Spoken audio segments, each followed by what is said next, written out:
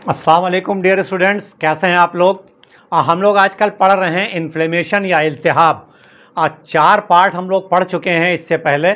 और पहले पार्ट में हम लोगों ने इन्फ्लेमेशन की तारीफ़ पढ़ी थी, उसके असबाब पढ़े थे, उसके कार्डिनल साइंस और उसके टाइप्स। सेकेंड पार्ट से हम लोगों ने अक्यूट इन्फ्लेमेशन या इल्तिहाब हाथ शुरू किया था।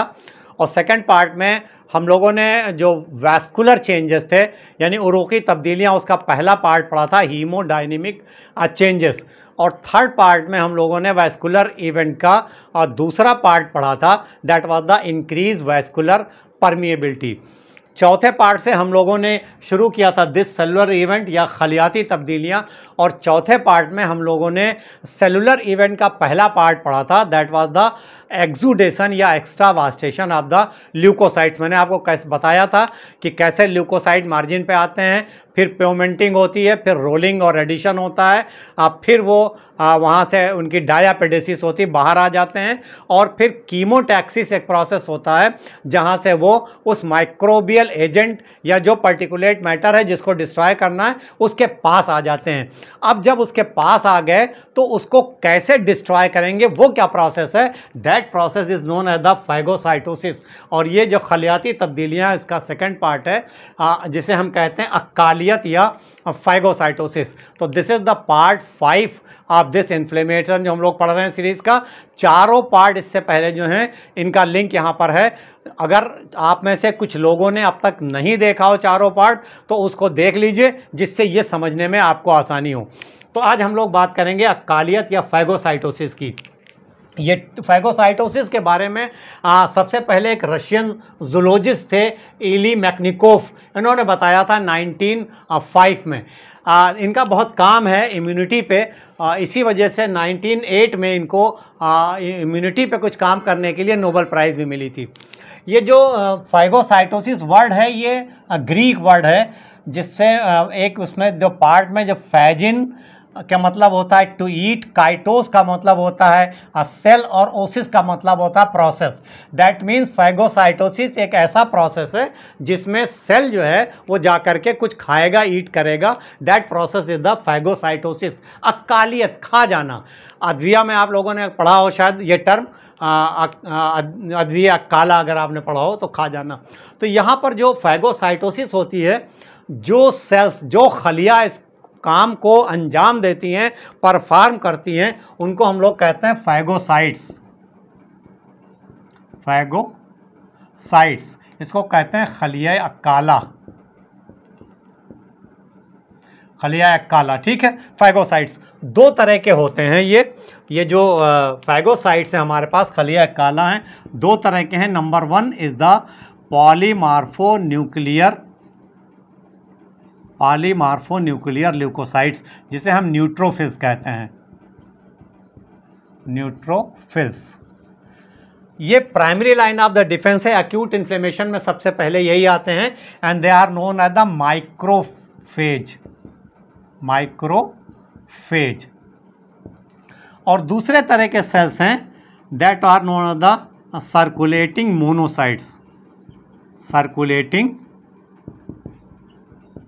मोनोसाइट्स एंड फिक्स्ड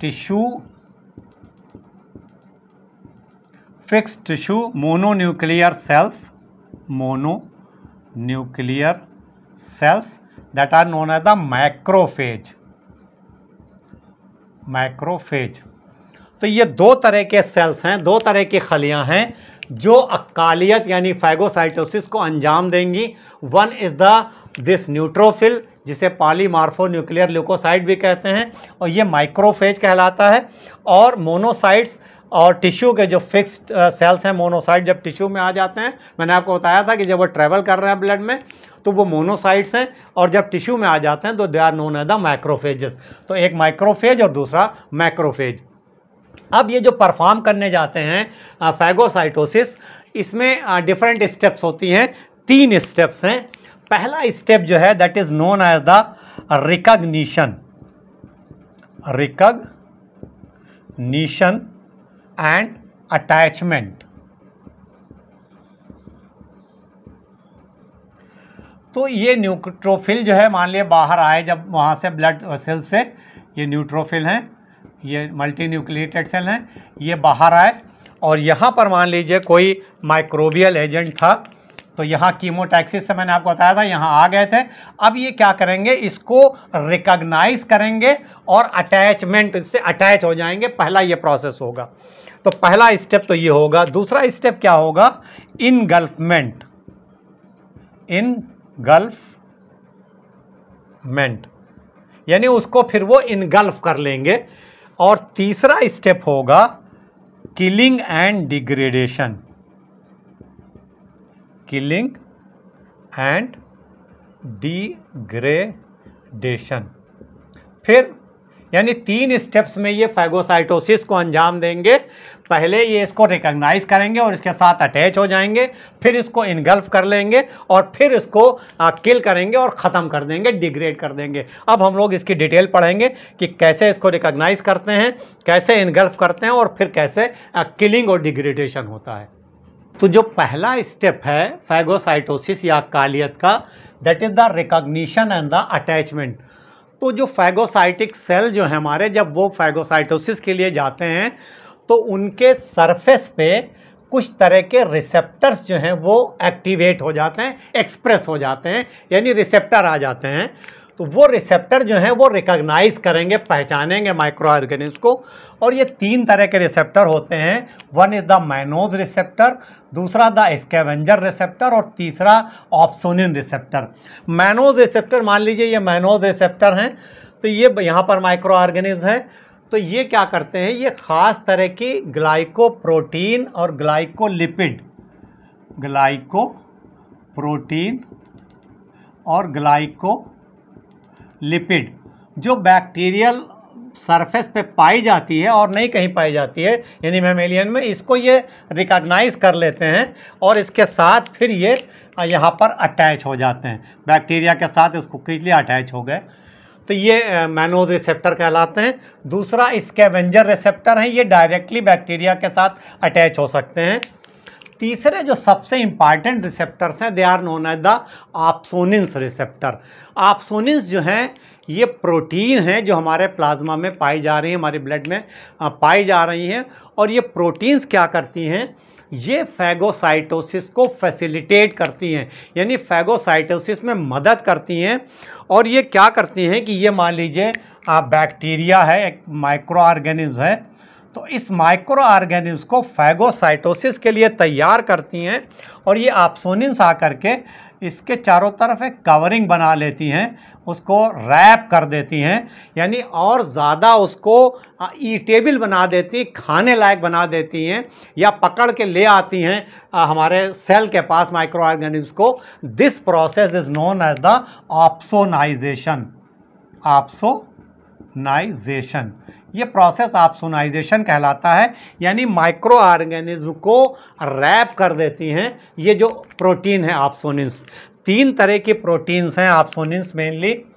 सबसे पहले जो ऑप्सोनिन है that is the IgG fragment. हमारी जो एंटीबॉडी है हमारे सीरम में, दैट इज़ द IgG, उसका FC फ्रैगमेंट होता है। हम लोग पढ़ेंगे जब आगे एंटीबॉडीज तो उसकी डिटेल पढ़ाएंगे। FC फ्रैगमेंट जो है इसका, ये जिसको कोट करता है, और इसके लिए मान लीजिए यहाँ पर ये रिसेप्टर मौजूद होता है। ये हमारा जो ल्यूकोसाइट है, इस पे इस IgG का FC फ्रैगमेंट के लिए रिसेप्टर है यहाँ। और ये माइक्रो ऑर्गेनिज्म जो था, ये माइक्रो ऑर्गेनिज्म मान लीजिए यहाँ है, तो ये माइक्रो ऑर्गेनिज्म को FC जो फ्रैगमेंट आया ऑप्सोनिन, इसने चारों तरफ से ऐसे रैप कर दिया। और जब ये रैप कर दिया तो यहाँ पर ये रिसेप्टर है, तो ये इसको अपनी तरफ खींच लेता है। ऐसे आप समझ सकते हैं कि कोई एक जानवर है, एक बकरी है मान लीजिए, वो भाग रही है, आपको उसको पकड़ना है, तो ऐसे आसानी से पकड़ में नहीं आती। किसी ने क्या किया कि उसके गले में रस्सी बांधा और ला के आपको पकड़ा दिया। तो यहाँ पर यही हो रहा है कि ये जो है टाई कर देता है, एक हिसाब से ये ऑप्सोनिन टाई कर दिया और ला करके हमारे सेल्स को पकड़ा दिया। अब ये सेल्स जो है इनको खा लेंगे आसानी से। तो पहला जो ऑप्सोनिन है दैट इज़ द IgG।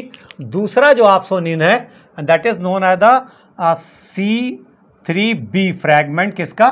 जो कॉम्प्लीमेंट प्रोटीन है, कॉम्प्लीमेंट प्रोटीन्स। मैंने आपको बताया था, हम लोग इसकी डिटेल पढ़ेंगे केमिकल मीडिएटर्स में, कि हमारा जो ब्लड है, प्लाज्मा जो है, उसमें इनएक्टिव प्रोटीन्स हैं, पूरा सिस्टम है, that is known as the complement system. कई तरह के प्रोटीन हैं। जब इन्फ्लेमेटरी प्रोसेस शुरू होता है, इनएक्टिव फॉर्म में रहती है, फिर वो एक्टिवेट होती हैं। तो कई हैं, तो उसका जो C3 का बी फ्रैगमेंट है वो आपसोनिन का काम करता है। और मान लीजिए ये C3b का जो है यहाँ पर रिसेप्टर है, ये रिसेप्टर है। अब तो यहाँ पर जो माइक्रो ऑर्गेनिज्म आया, माइक्रो ऑर्गेनिज्म को जो C3b ने कोड किया, तो ये माइक्रो ऑर्गेनिज्म यहाँ से आके अटैच हो जाएगा। और तीसरा जो है यार कहलाते हैं कलेक्टिन्स। कलेक्टिन्स जो है ये कार्बोहाइड्रेट बाइंडिंग लेक्टिन्स होती हैं। लेक्टिन्स एक तरह के प्रोटीन हैं, तो ये भी बैक्टीरिया को कवर कर सकती हैं, और इनका रिसेप्टर भी हमारे माइक्रो ऑर्गेनिज्म, हमारा जो फैगोसाइटिक सेल है वहाँ मौजूद है। तो मान लीजिए ये जो हैं, यहाँ पर माइक्रो ऑर्गेनिज्म था, ये माइक्रो ऑर्गेनिज्म था, और इसको कलेक्टिन्स ने जो है वो आके रैप कर दिया, तो ये यहाँ से, यहाँ रिसेप्टर है तो ये अटैच हो जाएगा। तो ये इस तरह से ये रिकॉग्नाइज करते हैं और अटैच हो जाते हैं। बात समझ में आ रही है कि पहला प्रोसेस जो है, पहला स्टेप जो है रिकॉग्निशन और अटैचमेंट है।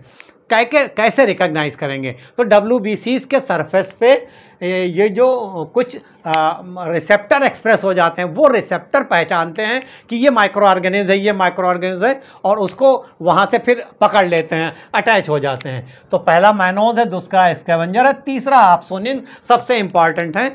आपसोनिन जो है वो माइक्रो ऑर्गेनिज्म को फैगोसाइटिक सेल के पास, आप या कहिए कि ज़्यादा टेस्टी बना के तश्तरी में सजा के लाते हैं खाने के लिए, या उनको टाई करके पकड़ के ले आते हैं कि लीजिए खाइए, पकड़ के लिया है रस्सी से, वो पकड़ा दिया कि ये लीजिए खाइए।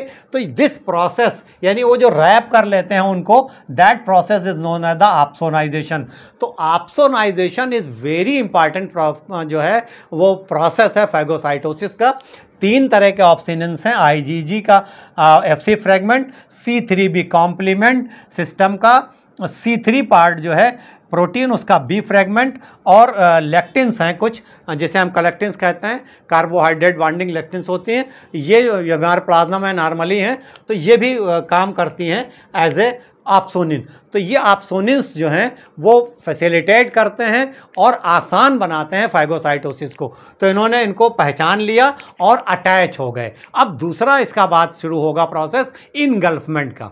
तो दूसरा स्टेप फैगोसाइटोसिस का है इनगल्फमेंट, यानी जो भी फॉरेन मटेरियल, फॉरेन बॉडी आई है, बैक्टीरिया या कोई भी चीज़ आई है, उसको इनगल्फ करेगा। अब हमारा जो फैगोसाइटिक सेल है उसको इनगल्फ करेगा। देखिए पहली चीज़ क्या हुई, मान लीजिए ये बैक्टीरिया था, तो आपसोनिन आए, उन्होंने इसको कवर किया, और आपसोनिन का रिसेप्टर था हमारे WBCs पे, वो उन्होंने इसको रिकॉग्नाइज कर लिया और अटैच हो गए उससे।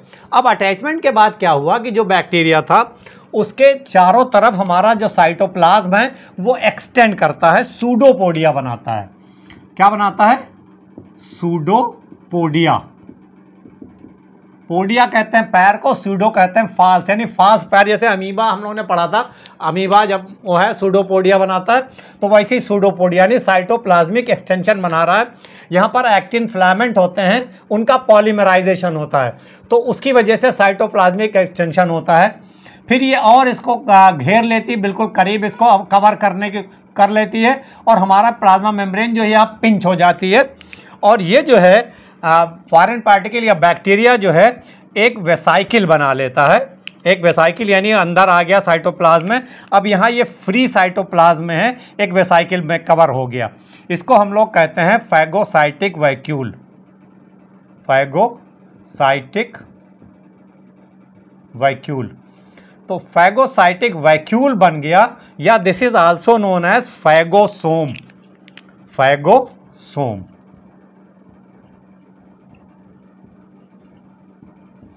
तो दिस यानी बैक्टीरिया को पहले साइटोप्लाज्म में घेर के उसको अपने अंदर इंटरनलाइज कर लिया, अंदर ले लिया। कैसे ले लिया कि सूडोपोडिया बनाया, चारों तरफ से घेर लिया, फिर प्लाज्मा मेम्ब्रेन पिंच हो गई और इसको एक मेम्ब्रेन बाउंड वेसाइकिल में कन्वर्ट हो गया। That is known as the phagocytic vacuole, या इसे कहते हैं फैगोसोम। अब ये साइटोप्लाज्म में फ्रीली है, हमारा फ्री है, लाइज कर रहा है साइटोप्लाज्म में, जो हमारे फाइगोसाइटिक सेल हैं उनके साइटोप्लाज्म में।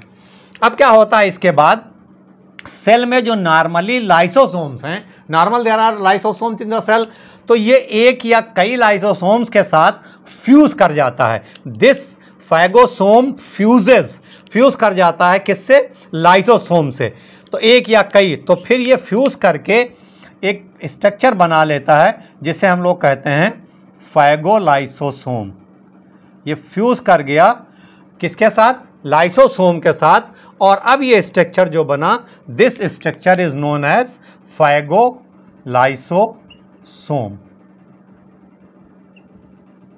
तो पहले फाइगोसोम बना था जब खाली बैक्टीरिया मेम्ब्रेन बाउंड वेसाइकिल में था, वो फाइगोसोम था। और जब फाइगोसोम जो है एक या उससे ज़्यादा लाइसोसोम के साथ फ्यूज कर गया, तो that structure is the phagolysosome.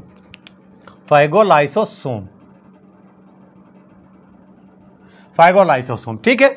अब इसके बाद इसकी डिग्रेडेशन होगा और किलिंग होगी, यानी अब इसको यहाँ पर इस बैक्टीरिया को, जो भी फॉरेन पार्टिकल आया बैक्टीरिया है, उसकी किलिंग होगी और उसका डिग्रेडेशन होगा। वो थर्ड स्टेप होगा। तो अब तीसरा स्टेप जो होगा फाइगोसाइटोसिस का, वो होगा किलिंग एंड डिग्रेडेशन। दो स्टेप हम लोग देख चुके। क्या हुआ था, ये मान लीजिए हमारा फाइगोसाइटिक सेल खलिया काला था। दो तरह के हम लोग बात कर चुके कि it may be the neutrophil, it may be the this macrophages. तो सबसे पहले क्या हुआ, जो भी पर्टिकुलेट मैटर आया, यानी कोई नेक्रोटिक टिश्यू आया, कोई फॉरेन बॉडी आई, या कोई माइक्रो ऑर्गेनिज्म आया, मान लीजिए यहाँ पर हम लोगों ने बात की थी, तो इसके माइक्रो ऑर्गेनिज्म सबसे पहले वहाँ पर प्रोसेस हो रहा है ऑप्सोनाइजेशन। ऑप्सिन्स आ रहे थे, वही ज़्यादा जो है वो इम्पॉर्टेंट है। तीन तरह के ऑप्सिन्स थे ऑप्सोनिन्स से। सबसे इम्पॉर्टेंट है IgG, ये हमारा जो है IgG जो एंटीबॉडी है वो है। और दूसरा है कॉम्प्लीमेंट सिस्टम का C3b, और तीसरे हैं लेक्टिन्स। इसमें सबसे इम्पॉर्टेंट जो है वो IgG है, ये सबसे ज़्यादा इम्पॉर्टेंट है। तो यहाँ पर माइक्रो ऑर्गेनिज्म आया, IgG ने इसको ऑप्सोनाइज कर दिया, यानी उसको रैप कर दिया, टाई कर दिया, बांध दिया, या ज़्यादा ईटेबल बना दिया, खाने लायक। इनके पास रिसेप्टर्स है, इन रिसेप्टर से इन्होंने इसको कनेक्ट कर लिया और माइक्रो ऑर्गेनिज्म इसके ऊपर अटैच हो गए। फिर क्या हुआ था कि इनगल्फमेंट हुआ था, इन्होंने सूडोपोडिया बनाया और माइक्रो ऑर्गेनिज्म को एक मेम्ब्रेन बाउंड वेसाइकिल में अंदर कैप्चर कर लिया, इनटू द साइटोप्लाज्म फ्री था। इसको हम लोगों ने कहा था फाइगोसोम। फिर जो ये सेल का अपना लाइजोसोम था, ये दोनों मिलकर के फ्यूज कर गए और इन्होंने एक स्ट्रक्चर बनाया, that was known as the phagolysosome. अब इसकी होगी किलिंग। देखिए हमारे जो ये फाइगोसाइटिक सेल हैं, जो ये खलिया काला है, इनको कहते हैं स्कैवेंजर सेल्स। यानी ये सफाई कर्मचारी जैसा सफाई करते हैं सारी चीज़ों की, तो ये सफाई वाले सेल भी कहलाते हैं स्कैवेंजर सेल। क्या करेंगे कि जो भी चीज़ यहाँ पर आ गई है इसको किल करेंगे, डिग्रेड करेंगे और उसको डिस्पोज ऑफ करेंगे, इसलिए ये स्कैवेंजर सेल्स कहलाते हैं। तो अब इसकी किलिंग होगी। देखिए किलिंग जो है वो दो तरह से हो सकती है। एक है इंट्रासेलुलर और एक है एक्स्ट्रा सेलुलर। यानी खलिया के अंदर जो किलिंग हो रही है, इन्होंने जो फाइगोलाइसोसोम बना लिया आके इसके अंदर, वहाँ पे जो किलिंग होगी दैट इज़ द इंट्रासेलुलर, दरून खलिया या अंदरून खलिया। और ये जो अगर बहुत से माइक्रो ऑर्गेनिज्म ऐसे होंगे अभी जो ये सेल्स जो हैं वो इसको इनगल्फ ना कर पाए हों, बाहर हों इंटरस्टिशियल स्पेस में, उनकी जो किलिंग होगी that will be the extra cellular. ज़्यादा इंपॉर्टेंट है इंट्रासेलुलर किलिंग। तो हम लोग बात करेंगे इंट्रासेलुलर किलिंग। ये इंट्रासेलुलर किलिंग जो है वो कई तरह से होती है। सबसे इम्पॉर्टेंट जो है that is the reactive oxygen species, by the reactive oxygen species. Reactive oxygen species हम लोग जानते हैं कि जो ऑक्सीजन जो है रिड्यूस हो जा रही है, यानी सुपर ऑक्साइड एनायन है, हाइड्रोक्सिक रेडिकल हैं, H2O2 हैं, ये सब कहलाते हैं रिएक्टिव ऑक्सीजन स्पीशीज़। और ये एज ए फ्री रेडिकल काम करते हैं और ये टॉक्सिक होते हैं। तो ये रिएक्टिव ऑक्सीजन स्पीशीज़ के ज़रिए जो किलिंग हो रही है ये दो तरह से होती है। नंबर है MPO डिपेंडेंट, MPO डिपेंडेंट। ये हमारे जो फैगोसाइटिक सेल हैं इनके अंदर एक एंजाइम पाया जाता है that is known as the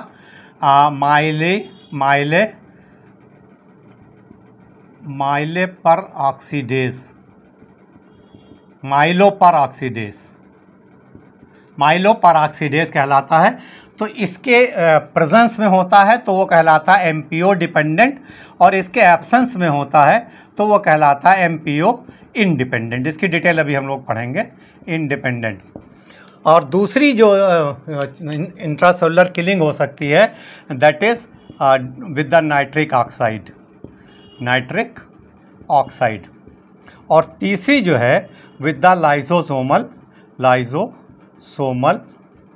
granules के ज़रिए। तो ये इंट्रासेलुलर किलिंग है। अच्छा देखिए, जो कुछ भी किलिंग हो रही है वो ये जो काम होगा विद इन दिस इज फैगोलाइसोसोम होगा। तो हमारे सेल का जो साइटोप्लाज्म है, न्यूक्लियस है, ये बचा रहता है। सारा जो लड़ाई होगी, अब ये मारपीट होगी इसको किल करने की, वो विद इन दिस वैक्यूल होगी फैगोलाइसोसोम की। तो इसे इंट्रासेलुलर कहते हैं। और इंट्रासेलुलर में सबसे इंपॉर्टेंट है रिएक्टिव ऑक्सीजन स्पीसीज। अब इसकी तीनों की डिटेल हम लोग पढ़ेंगे। सबसे पहले हम लोग पढ़ेंगे by the killing by the reactive oxygen species. तो आइए अब देखें ये रिएक्टिव ऑक्सीजन स्पीसीज जो है ये कैसे बनती हैं और ये किस तरह से बैक्टीरिया को किल करती हैं और डिग्रेड करती हैं। देखिए, हमारा जो ये फैगोलाइसोसोम है, इनके मेम्ब्रेन पर एक एंजाइम पाया जाता है that is known as NADPH oxidase. जितने फैगोलाइसोसोम हैं उनके मेम्ब्रेन पर पाया जाता है। ये एंजाइम जो है एक करीब 6 तरह की प्रोटीन का एक कॉम्प्लेक्स है। जब रेस्टिंग स्टेट में हमारे ये फैगोसाइट रहते हैं तो इनका कुछ पार्ट मेम्ब्रेन पर पाया जाता है और कुछ पार्ट साइटोप्लाज्म में पाया जाता है। जब ये एक्टिवेट होते हैं, यानी जब कोई बैक्टीरिया आया, फैगोलाइसोसोम बना, तो ये सब असेंबल हो जाते हैं फैगोलाइसोसोम की मेम्ब्रेन पर और तब ये काम करना शुरू करते हैं। आपको इतना याद रखना है बस कि जो भी फैगोलाइसोसोम बना उसके मेम्ब्रेन पर NADPH ऑक्सीडेज पाया जाता है। NADPH ऑक्सीडेज क्या करता है कि यहाँ पर जो सेल पे यहाँ पर ऑक्सीजन है, उस ऑक्सीजन को ये रिड्यूस कर देता है सुपर ऑक्साइड आयन में, और ये NADPH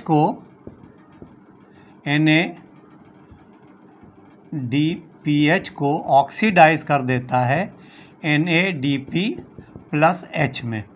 ये बन गया सुपर ऑक्साइड आयन। ये इसके जो ऐसे ही सारा काम इसी में होता है, यानी जो हमारा ये बना है फैगोलाइसोसोम वहीं पर है। इसके साइटोप्लाज्म में एक एंजाइम पाया जाता है that is known as the super oxide dismutase. ये क्या करता है, वो इस सुपर ऑक्साइड आयन को कन्वर्ट कर देता है into the hydrogen peroxide, H2O2 बना। ये भी फ्री रेडिकल्स हैं, ये भी फ्री रेडिकल्स हैं, यानी ये भी रिएक्टिव ऑक्सीजन स्पीसीज हैं। H2O2 जो है बहुत पोटेंट बैक्टीरिसीडल नहीं है। फिर क्या होता है कि एक प्रोसेस हम लोगों ने बात की थी, MPO डिपेंडेंट किलिंग। हमारे जो फैगोसाइटिक सेल्स हैं उनके अंदर एक ग्रेन्यूल पाया जाता है, that granule is known as the azurophilic granules. और उस ग्रेन्यूल्स में एक एंजाइम होता है दैट इज माइलोपरऑक्सीडेज। तो ये hydrogen peroxide in the presence of myeloperoxidase, यानी ये जो H2O2 है, this H2O2 hydrogen peroxide in the presence of this enzyme MPO react करता है किस हैलाइड से। हैलाइड आप लोग जानते हैं, क्लोराइड, ब्रोमाइड, आयोडाइड, हैलाइड्स कहलाते हैं। स्पेशली ये रिएक्ट करता है क्लोराइड से। तो ये बनाता है वेरी पोटेंट जो माइक्रोबिसीडल जो है that is HOCl, hypochlorous acid. और ये बहुत पोटेंट जो है वो बैक्टीरिसीडल है और यही बनाना मकसद था। तो HOCl बना और ये अल्टीमेटली बैक्टीरिया को किल करता। सारा प्रोसेस ये हो रहा है विद इन दिस फैगोलाइसोसोम। तो ये हमारा जो सिस्टम है H2O2 MPO और हैलाइड यानी H2O2 hydrogen peroxide H2O2 MPO plus halide, ये सिस्टम कहलाता है पूरा। और ये सिस्टम जो है बहुत पोटेंट जो है माइक्रोबिसीडल है, बहुत इम्पॉर्टेंट है और इसी से किलिंग होती है। कुछ लोग ऐसे हो सकते हैं जेनेटिकली जिनके अंदर दिस माइलोपेरोक्सीडेज जो एंजाइम है इसकी डिफिशियंसी हो सकती है, तो ऐसे लोग बहुत प्रोन होते हैं इन्फेक्शन का, क्योंकि वो किलिंग जो है ये नहीं हो पाती है और ये नहीं बन पाता है, हाइपोक्लोरस एसिड जो है ये नहीं बन पाता है। अच्छा, जो दूसरी टाइप की किलिंग है that is known as the MPO independent myeloperoxidase independent killing independent. इसमें क्या होता है कि ये हमारे जो मैक्रोफेजेस हैं, ये मैच्योर मैक्रोफेजेस जो हैं इनके अंदर ये ग्रेन्यूल नहीं होता, दे लैक द एज़ोफिलिक ग्रेन्यूल, उसकी वजह से MPO नहीं होता है। तो वहाँ पर क्या होता है कि दिस हाइड्रोजन परऑक्साइड ये रिएक्ट करती विद द फेरस आयरन के साथ रिएक्ट करती है and it convert into the ferric form और ये बनाती है हाइड्रोक्सी फ्री रेडिकल्स, और ये भी पोटेंट माइक्रोबिसीडल है। और ये रिएक्शन जो है that reaction is known as the Fenton reaction. तो ये इस तरह से रिएक्टिव ऑक्सीजन स्पीशीज बनती है, यानी फ्री रेडिकल्स बनते हैं, और ये जो हैं जा करके बैक्टीरिया को किल करते हैं। और ये पूरा प्रोसेस जो है that is known as the respiratory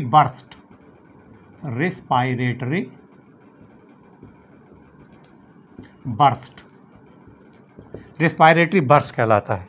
ठीक है, क्लियर है? बहुत कंफ्यूजिंग तो नहीं लग रहा है कि NADPH ऑक्सीडेज पाया जा रहा है। हमारा जो फाइगोलाइसोसोम है ये क्या कर रहा है, ऑक्सीजन को सुपर ऑक्साइड आयन में कन्वर्ट कर दे रहा है। Super oxide ion ultimately H2O2 में कन्वर्ट हो रही है। H2O2 in the presence of MPO chloride के साथ रिएक्ट करके दिस हाइपोक्लोरस एसिड बनाती है। It is very potent bactericidal. और अगर MPO नहीं है तो H2O2 जो है it is producing the this hydroxy radicals और that reaction is known as the Fenton reaction. और ये सारा का सारा प्रोसेस कहलाता है रिस्पायरेटरी बर्स्ट। तो इस तरह से रिएक्टिव ऑक्सीजन स्पीसीज बनती है और माइक्रोबिसीडल होती है, यानी वहाँ पर बैक्टीरिया की किलिंग होती है। अब हम लोग बात करेंगे नाइट्रिक ऑक्साइड के, और दूसरा जो था यानी हमारे जो लाइसोसोमल ग्रेन्यूल्स थे उसकी। तो अब हम लोग बात करेंगे नाइट्रिक ऑक्साइड की।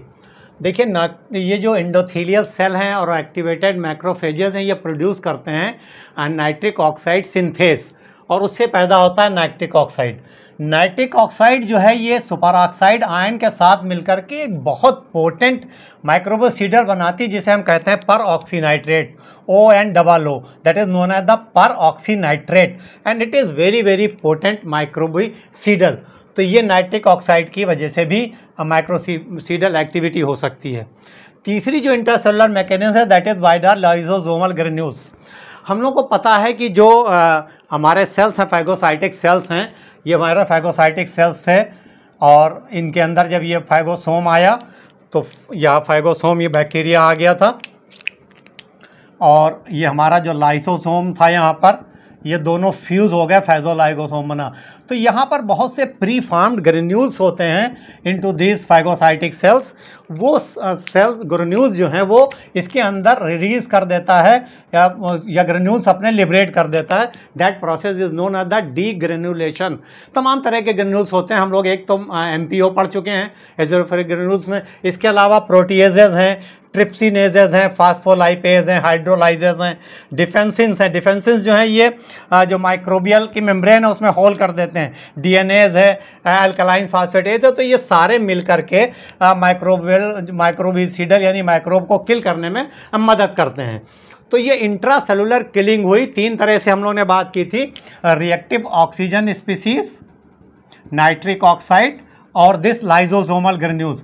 ये रिएक्टिव ऑक्सीजन स्पीसीज और नाइट्रिक ऑक्साइड के ज़रिए जो होती है इसे हम कहते हैं oxygen dependent mechanism, oxygen dependent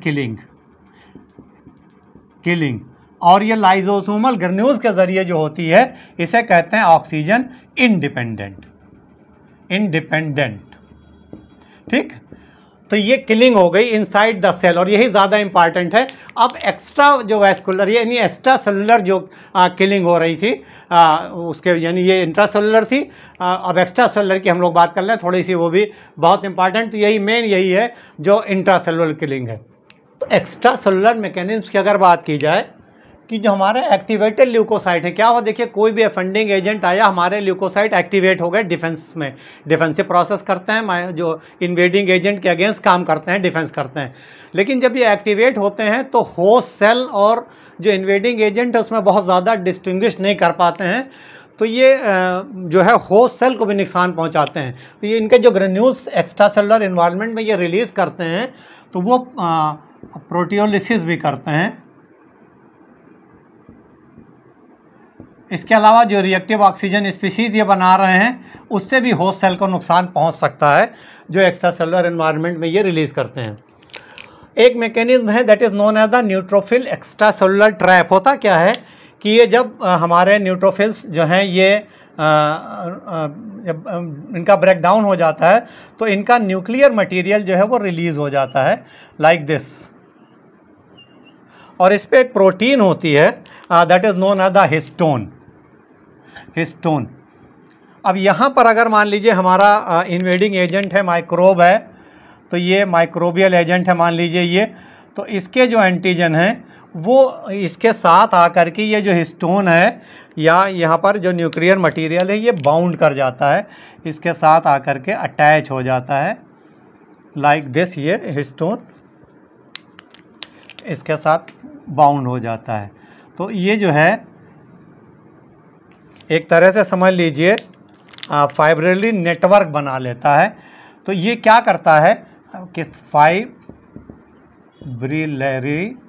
network, तो ये एक नेटवर्क टाइप का बना लेता है जिसमें ये माइक्रो ऑर्गेनिज्म को ट्रैप कर लेता है, तो ये उसको आगे बढ़ने नहीं देता, इन्फेक्शन को स्प्रेड करने से रोकता है।